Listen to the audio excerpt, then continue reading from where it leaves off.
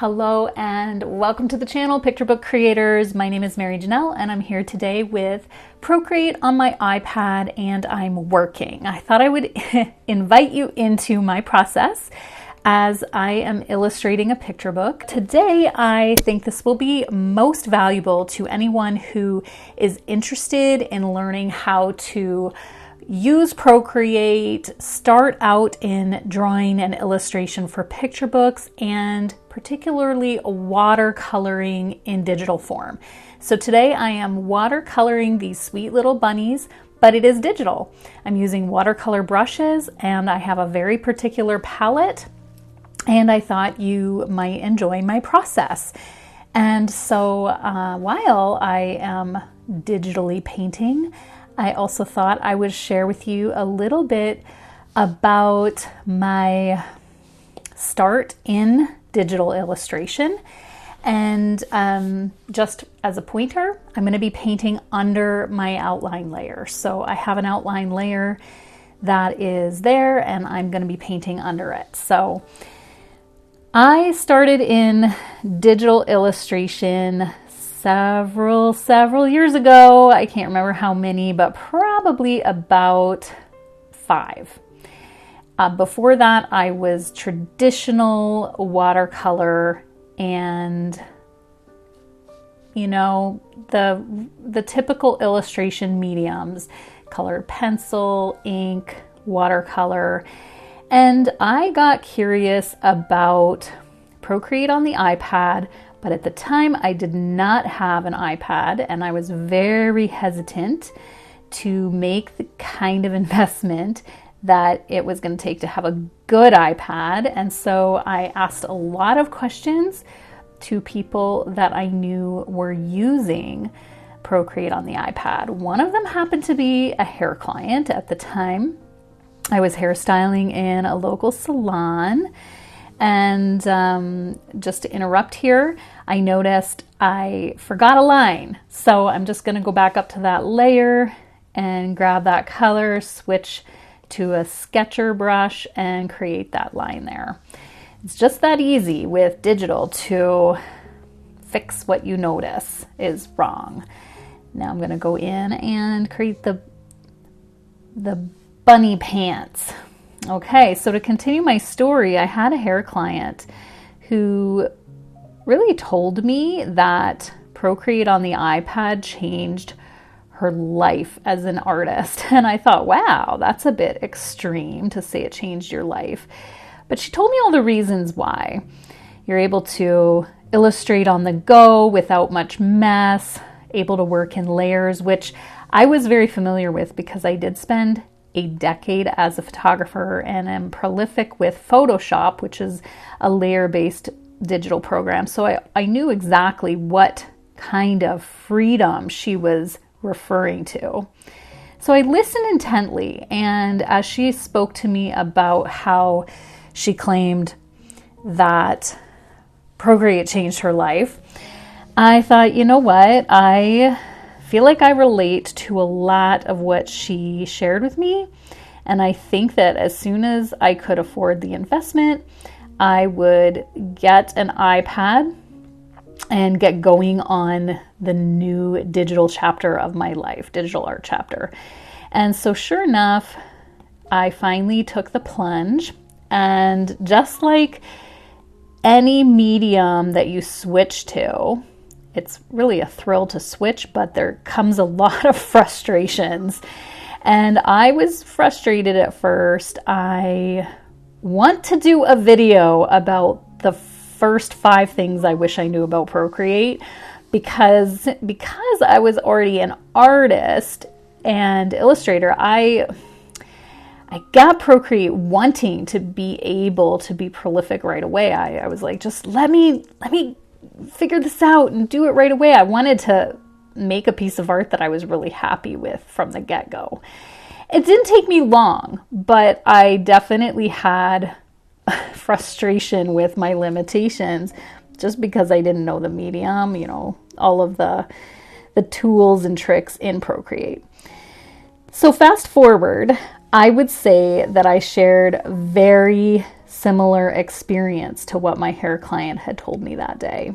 It really set me free to work with this digital media in a way that I've been able to be a lot more productive, prolific, and in particular, it opened the door for me to do picture books. So I share in other videos about my very first independent publication on KDP called Wait, Darling, Wait. I share about how I had the ideal of illustrating traditionally with what I really wanted to do it in watercolor. And I just couldn't make the time and studio space and focus to get it done. And I finally resorted to my plan B, which was to do that one digitally.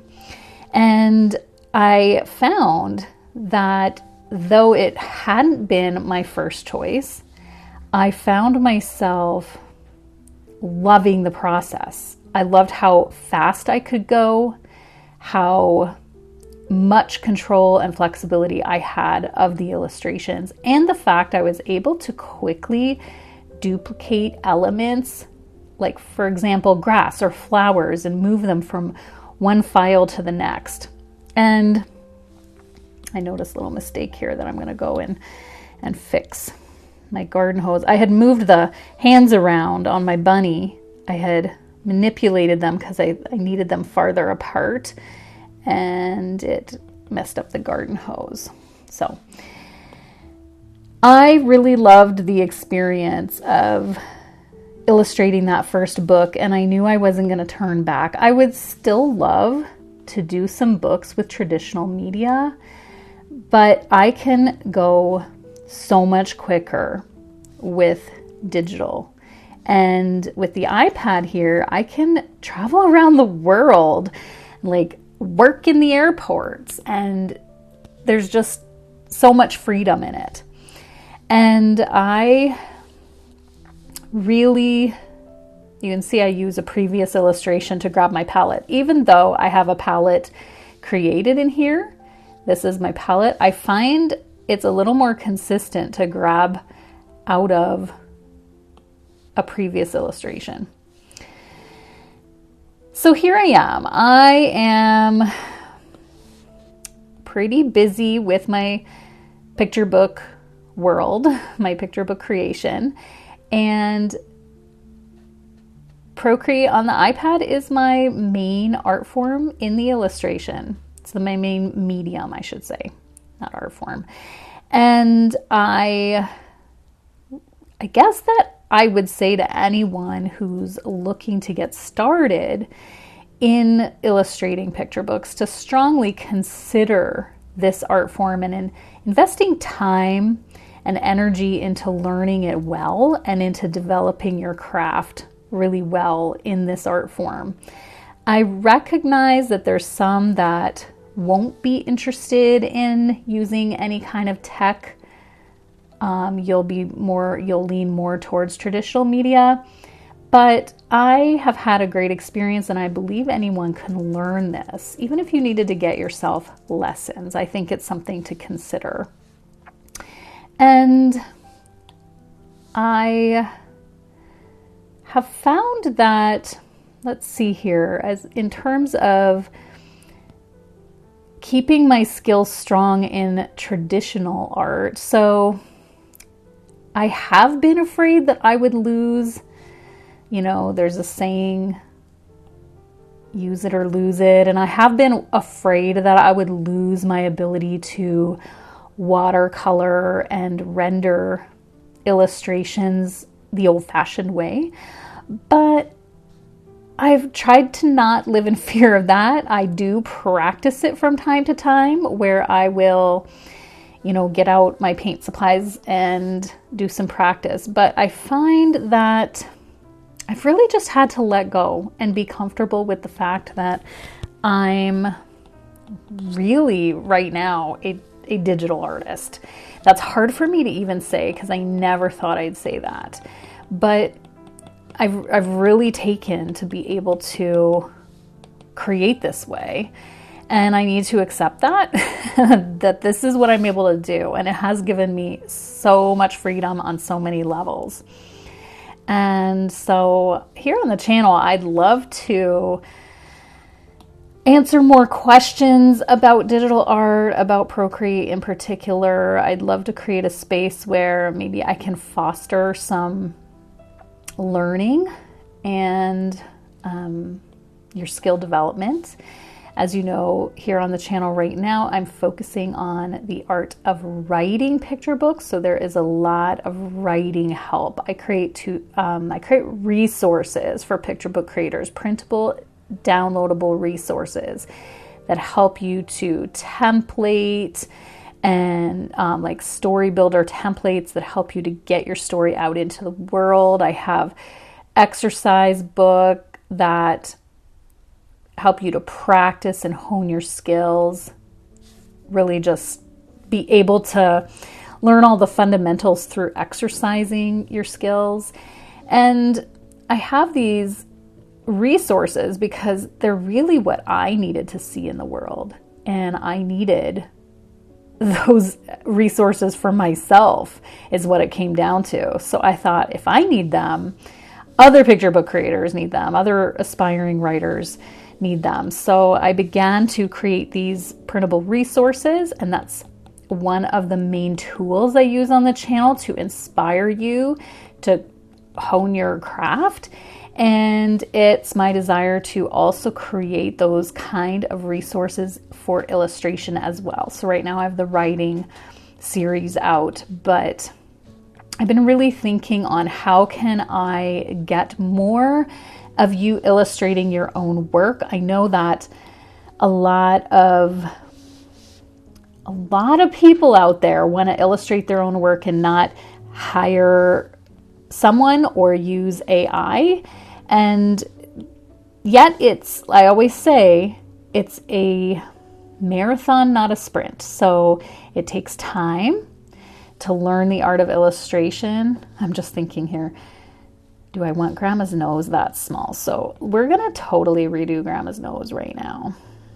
This is Grandma Bunny, and I just didn't love where her nose was. So let's just redo that. So many want to learn the art of illustration, but they're also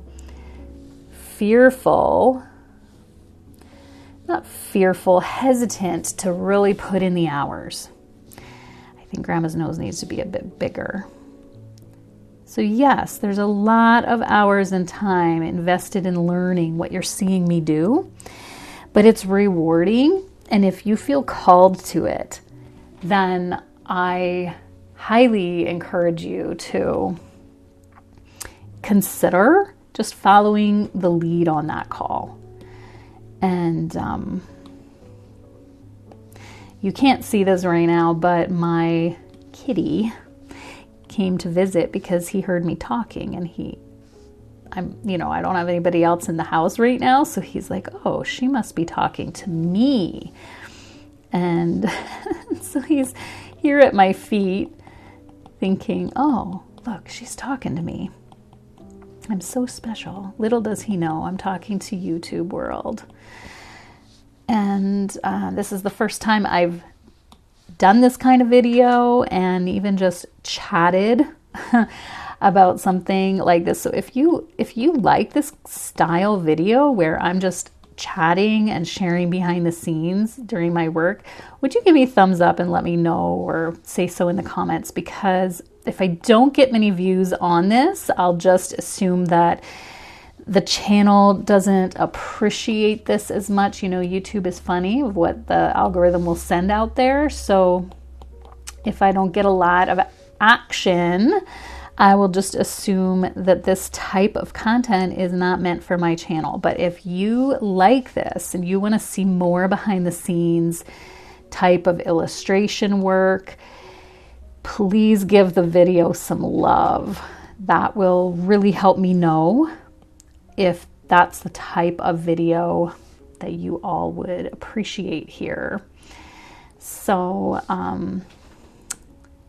at another time, as I said, I'll share little more what's happening with this actual project, like what it's all about. It's a really special project, and I feel like a little part of me is getting into my Beatrix Potter appreciation. I know this is very different than Beatrix Potter work, but I feel the vibes of the cute little bunny and the trousers and the soft palette that I've chosen here.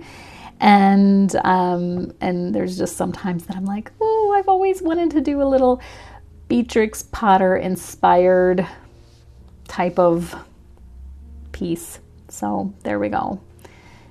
And I wouldn't even say it's a piece, it's an entire storybook. And the content and theme, I'm going to keep a secret for just a little longer, but I can tell you you're going to love it. You are going to love it. And I'm really excited to be working on this. Okay, I'm going to time lapse a little bit here to get us through to the end. And if you like this video, give it some love, and thanks for letting me create and chat with you.